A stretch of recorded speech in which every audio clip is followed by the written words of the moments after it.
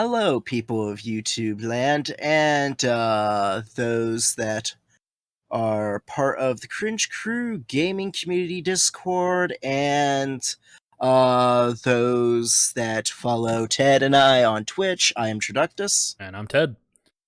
And today is Thursday, and again, another entry into the Cringe Crew Gaming James Bond Review Podcast, where I, a Bond fanatic, show the James Bond films to a filthy casual, and then we review them and then compare notes. This episode is going to be, thank God, the last time we ever talk about Casino Royale in a review sense. This is Casino Royale 1954, which I'm pretty sure is what the title's going to be, because that'll be easier than Climax Season 1, Episode 3, Casino Royale.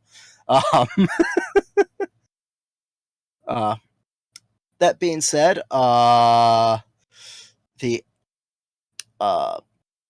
this is a made-for-TV movie of sorts, since it's only about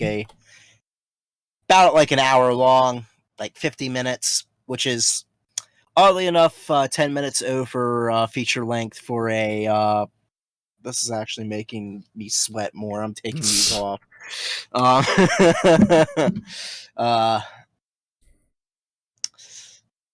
Or was I? Oh yeah. Oddly enough, 40 minutes is actually considered feature length. Weird. Yeah, I think it's just because back then, when they set the standard, short films were typically 5 to 10 minutes long. But fair enough. That being said, can't really give you box office because it didn't air in theaters. And I'm too lazy to check the ratings. I'm going to assume that it did well since Climax lasted until 1958, so not bad. So I assume this and other episodes of this anthology TV series that CBS did must have done fairly well. Other than that, there's not much I got to cover this. Pretty much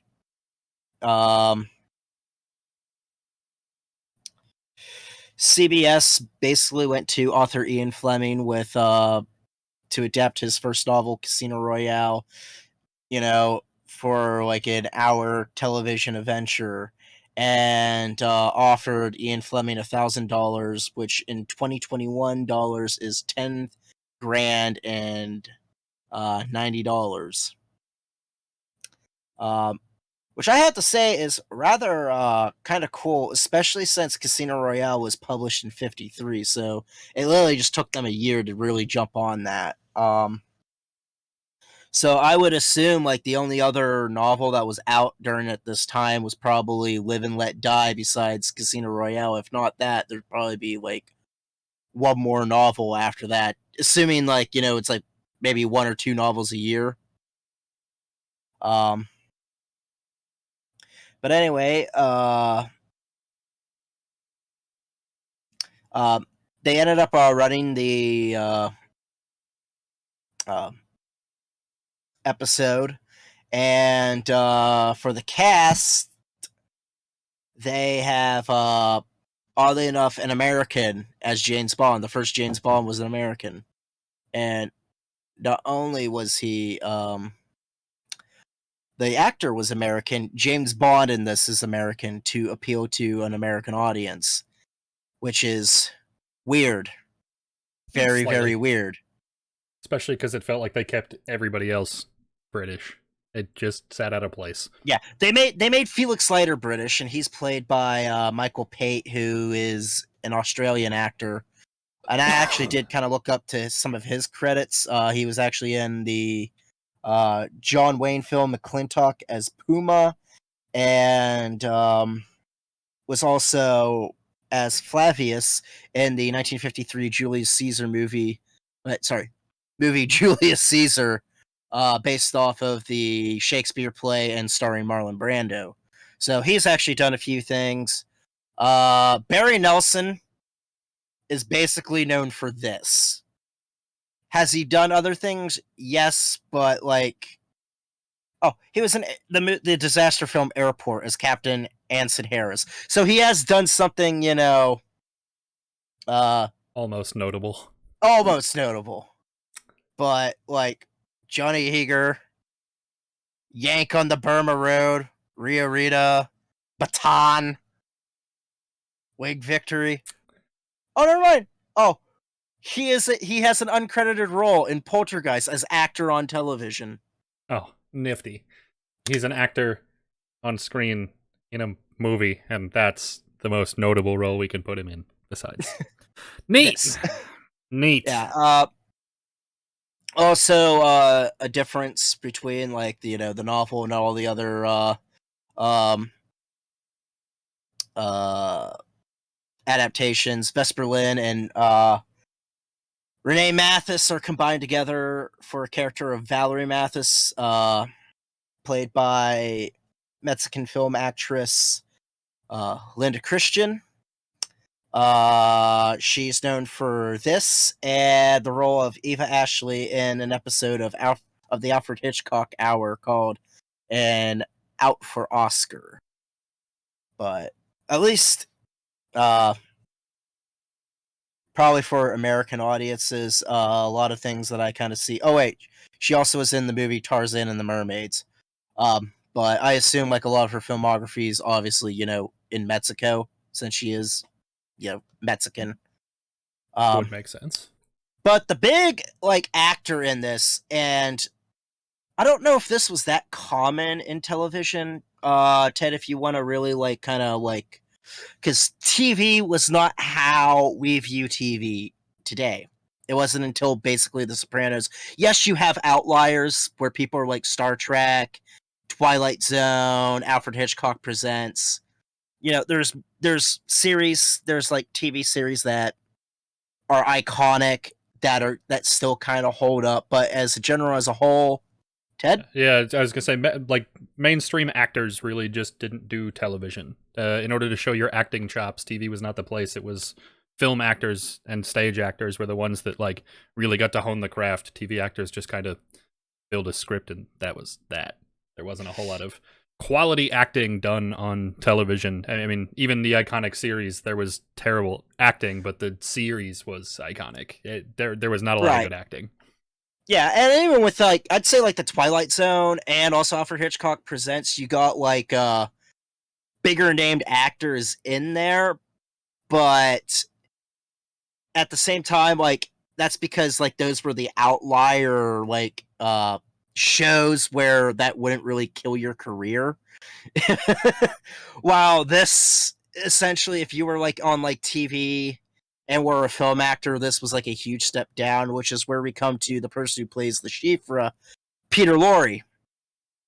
Now, Peter Lorre is a hell of a good actor. He's I guess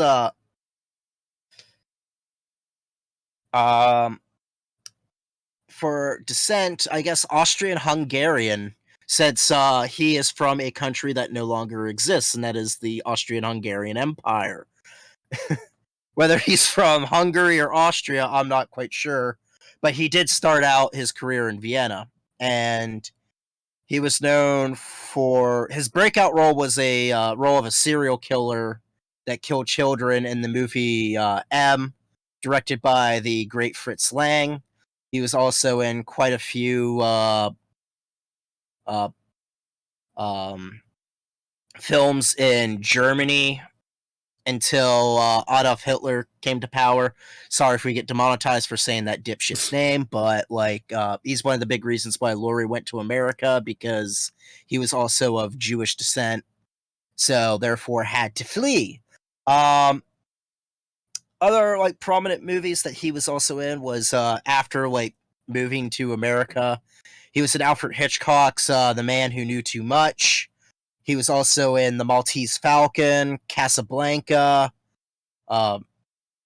and then ends up being in this due to probably having a career downturn after World War II, due to his morphine addiction. However, he was able to bounce back. Although not in like prestigious films, but he was also in like films such as Walt Disney's 20,000 Leagues Under the Sea, and has been known to be in like various horror films since he would get typecasted since he was due to his role in M often would be portrayed as a villain. To quote the film journalist Dorothy Kilgallen, he was basically known for playing sad-eyed, innocent villains. More so because like a lot of villains that he portrayed were very sympathetic, and he also kind of had like a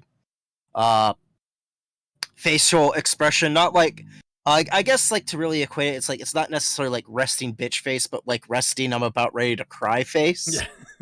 If that kind of makes sense. But after 20,000 Leagues Under the Sea, he was also in an Alfred Hitchcock Presents episode. So back to TV with The Man from the South, which also has Steve McQueen in it, and that one I actually do recommend watching that episode because Laurie does kill it. He plays a guy that bets Steve McQueen his car. If Steve McQueen can light his lighter 10 times in a row, if Steve McQueen can't do that, then Peter Lorre cuts off his finger and keeps his finger. An interesting prize. Yeah. It's based off a Roald Dahl a short story. So another reference to Roald Dahl, besides You Only Live Twice. Check out that episode if you want to see me basically call Roald Dahl a fucking asshole. But anyway, he was pretty much known for being in a couple Roger Corman films after that, such as Tales of Terror, which he's featured in the segment The Black Cat, which combines that Poe story with the cast of Montanaldo. I think I pressed that right. Oh, and he was also in The Raven and Comedy of Terrors, which is basically another movie that he did with Vincent Price, including The Raven and Tales of Terror. But basically the best actor in this, and you don't really see it in this, unfortunately. And I honestly think the main reason why is because this is done live. And I have a feeling if this had multiple takes and also a better script, this probably would have came out better, or at least Peter Lorre would have been like more standout in his role. I would also like to add that until 1981, this episode, like this TV episode, was lost. And when it was found, the ending ended up being lost, and that was found later, which is why during while we were watching it. By the way, this movie's hard to find. We didn't stream this off of like Amazon Prime or like any like video streaming service. I had to find this on YouTube, although you can find the version that was found in 1981 without the ending. Basically the ending of like finding it in 1981's where Bond just says call the police, and you just assume that Lashif went to police as opposed to getting shot by Bond. Bond actually shoots Lashif in this. But what was I saying? Oh yeah, you can find that on like the Casino Royale 67 special features. So even more adding pointless to Casino Royale 1967. And you could also find, hold on, I think I found like a $90 DVD that's just Casino Royale 1954 off of Amazon.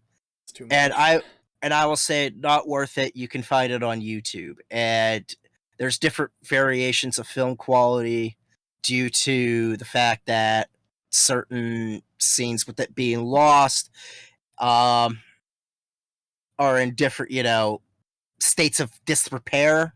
So when that gets spliced into there, depending on how well they can remaster things, so that we're also watching it on YouTube. So that even, messes with the quality. So needless to say, it's not really that great of a picture.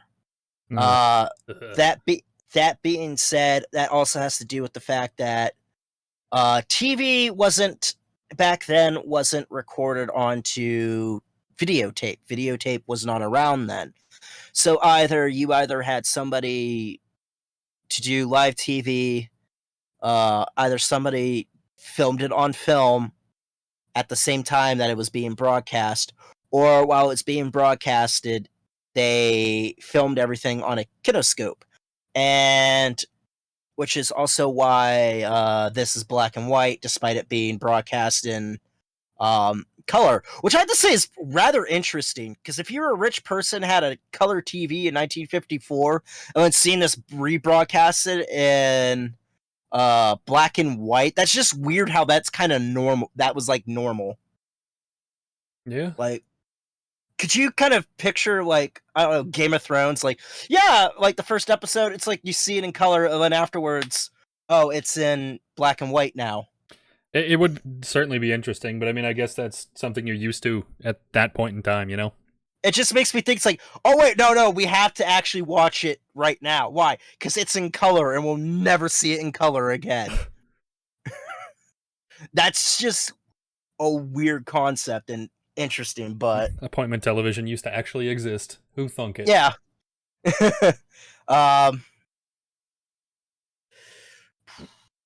But anyway, so it was filmed on a kinescope, and essentially what a kinescope did was film a TV monitor. So therefore, you're basically equivalent of somebody taking their phone and filming a TV screen.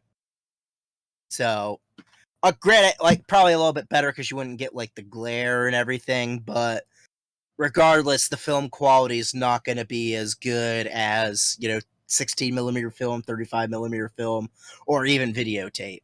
And that's also why, like, a lot of live television looks so crappy back in, like, the 1950s, or to whenever, like, they finally invented videotape. For background, that's literally all I got for with that. Now, there's other things to the story, as in, what happened afterwards with the rights for Casino Royale being bought by someone else, and then finally, in 2000, around like before, like in the early 2000s, they finally get the rights to have Casino Royale be an official Bond film. You can basically pick that up from like the 2 previous episodes with Casino Royale 67 and Casino Royale 2006, the actual real Casino Royale, and also when we briefly touch about it in Dr. No. So I guess we'll go into likes and dislikes. Which is probably going to be one thing. I was right. I don't have a whole lot. I more have like overviews of the film or television episode as it is. I definitely, like, as we mentioned earlier, that like you didn't really get to show your acting chops as a TV actor. This sort of made it clear. Like, if you go in knowing that, you see that like they definitely fit it for time constraints and then cared about content. They made the dialogue last certain amounts of time, action last certain amounts of time, and it wasn't... Nobody got to really act, nobody got to demonstrate, like, emotional, like, an emotional spectrum. They didn't get, like, deep thought. They didn't get, like, complex interactions. It was like watching an episode of The Twilight Zone, but Bond-themed. It is the best way I can explain it. And worse, because there's a lot better acting in the Twilight Zone. But just then like, again, that was also started in '59 and was like more of a '60s thing than a '50s, which right. I more meant like that. Like it's an anthology. It's just one right. story that doesn't necessarily line up with the rest, and they're just giving you the Yeah. information in an hour's time. It wasn't. So yeah, this is basically kind of like a prototype, I guess, to the Twilight Zone. It's a similar structure at the very least. Yeah. I will say that this was difficult to watch, not necessarily because it was bad, but because there wasn't really an acting or thorough plot, or like this plot would have been terrible if I weren't familiar with the majority of the plot from Casino Royale 06. Yeah. But the big difficulty in watching this was everything was grainy and unclear, and it's like your buddy on Discord that just has the fan on 24/7, and there's just that mild hum behind you that's the sound of your own fucking insanity. Yeah. Precisely. Yeah, like that. Exactly like that. But it's that weird like droning fan noise behind the whole thing. Obviously that's how which I don't know. Which I don't know if that had to do with like like how they recorded sound to like the kinescope back then. It could have also been the fact that it was a big open stage as well. Like it was because it was live acting and it wasn't necessarily in a studio of sorts, that it was just for a broadcast. And which, grand scheme of things, it may have also been different in that era because of, you know, the equipment they had or what consumers' expectations were, but it just made it sort of difficult to sit through. Yeah, I agree. Although I do have a positive, like how they went from like set to set to set was rather creative. The fact that they were able to kind of do everything without like really flubbing everything badly. Yeah. I mean, granted, like it was like really rehearsed, and it was it might as well be like on stage, but like there's a few times where you're just kind of like at the beginning, there's like gunshots that go off, and you actually see like how they rig something where they make like bullet holes. Could you just imagine those not going off at the right time, or somebody being startled and forgetting their line? Yeah. Like during the broadcast, like. So I give the actors props for not like, despite like the poor dialogue, that they were able to like pull it together. It was well choreographed. I mean, they did, for it being a live performance, I think gives it some credit. Like, don't let me call this the worst thing ever, but it was definitely an anthology piece from the 50s and not something currently watchable. It's not that it's bad, it just does not hold up to anything close to an entertainment value. Yeah.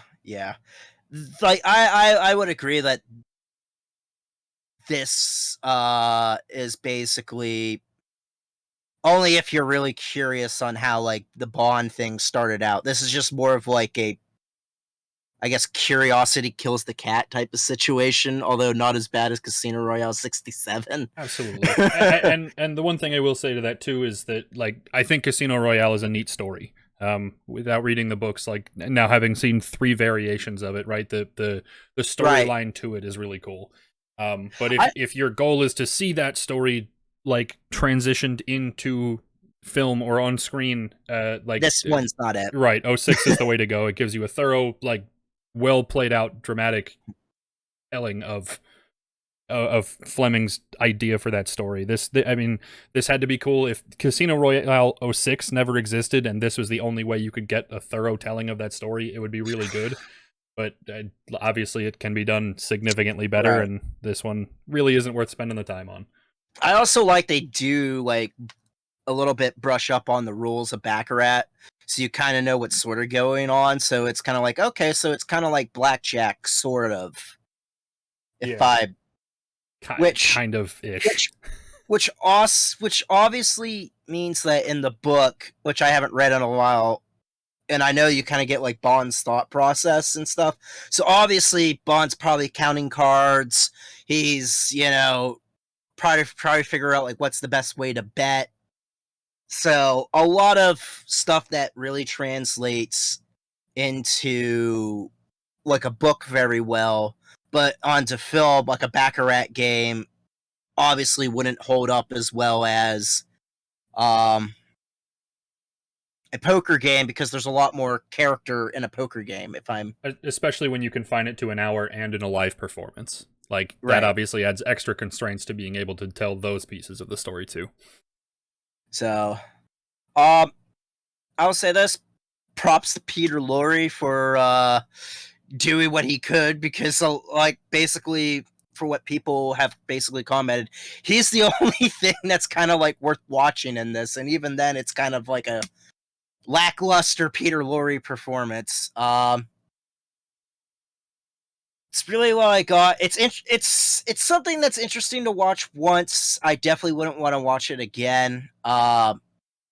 This is probably like the second time that I've seen this, and from the first time, I've kind of like forgot completely about this, and I probably will again just because it is rather dull. There's really not much. I wish it was bad as Casino Royale 67, where we had like this sense of terror, or as entertainingly bad as Moonraker and Diamonds Are Forever. But this is just like, yeah, it's a just 1950s TV episode. It's there, it's unmemorable, and that's really all there is to say about it. Like, I will say this: kudos for Barry Nelson to trip and fall, so that way Sean Connery could rise to the occasion. Which I will say, this movie does make me appreciate Dr. No and Sean Connery quite a bit. I mean, which is Connery's not necessarily movies. not necessarily a good thing, but I guess we get into rankings and wrap this one up then. Yeah, rankings. I also like to make like an announcement. Apparently, between where we shot Casino Royale 67 and this, there was an announcement made that the next James Bond film they would start filming in the next 2 years. With that being said, I'd like to announce that we will not be watching this movie or Casino Royale 67 if we decide to go about this again to, before we, review whenever that one comes out within the next 2 to 3, maybe even 5 years, whenever that comes out. Sometime in the future. Yeah. I will say that due to that, they think that Idris Elba might be aged out of being Bond, which I call bullshit, because Roger Moore frickin' played that until almost 60, which is not necessarily a good thing, but like I don't think we should rule Idris Elba out being one of the front runners on that. Also with Henry Cavill, and can't believe I messed up his name, Henry Cavill and Tom Hardy. I figured that they probably, depending on if they announce it, whoever the next Bond is, who do you think it might be? My leaning has always been Idris Elba, just because he kind of feels crafted for that role. I mean, he's distinguished, chiseled. I think he'd fit the role pretty well. Yeah, and I guess we'll see, because I mean, you were telling me before we started recording that they were going to quote unquote reimagine Bond. Yes, they said why it's taking a while, because they don't really know what they're doing. They said they don't have a script. Property of a lady. Just edit it, you assholes. And I think with them reimagining the role, though, I mean, I think they could go a lot of different directions, and you could feel comfortable with it, depending on how they wrote it. Yeah, and even then, like, with them saying that they're reimagining the role, I argue that with each Bond, they've kind of reimagined the role to an extent. But it's going to be interesting to see how they go, especially after we get to finishing this up with No Time to Die, which is going to be a while down. We still have Quantum of Solace, Skyfall, Spectre, then No Time to Die. So, Lord. Yep. Okay. All right. I thought we were closer to done. I thought we only had 2 left, but here we are. No. Anyway, nope. Getting into rankings. This one was pretty simple for me, the easiest one in a very long time. Well, yeah, except for 67, of course. I put this one. I put this one 23rd between Moonraker and 67. Yep. Same here. It's not that it was like Moonraker was outright bad. 67 was outright bad. This was just kind of unmemorably there. There was not any notably good, any notably bad. It's horribly forgettable. Again, it was neat to see it happen once, but we already know that the same thing can be done better, and there's just no value to having spent the hour on this one. At least Moonraker's hilarious. That's about it. At least I could probably get wasted and watch Moonraker and laugh my ass off. With this, I just fall asleep. All right. Anyway, unless you got anything else, I think that wraps this one up. Yep. All right. That's really all I got. Okay. As always, thanks for checking this one out. Be sure to catch the last 23 episodes of this, plus the bonus episode, so 24 total. Be sure to catch the next 4.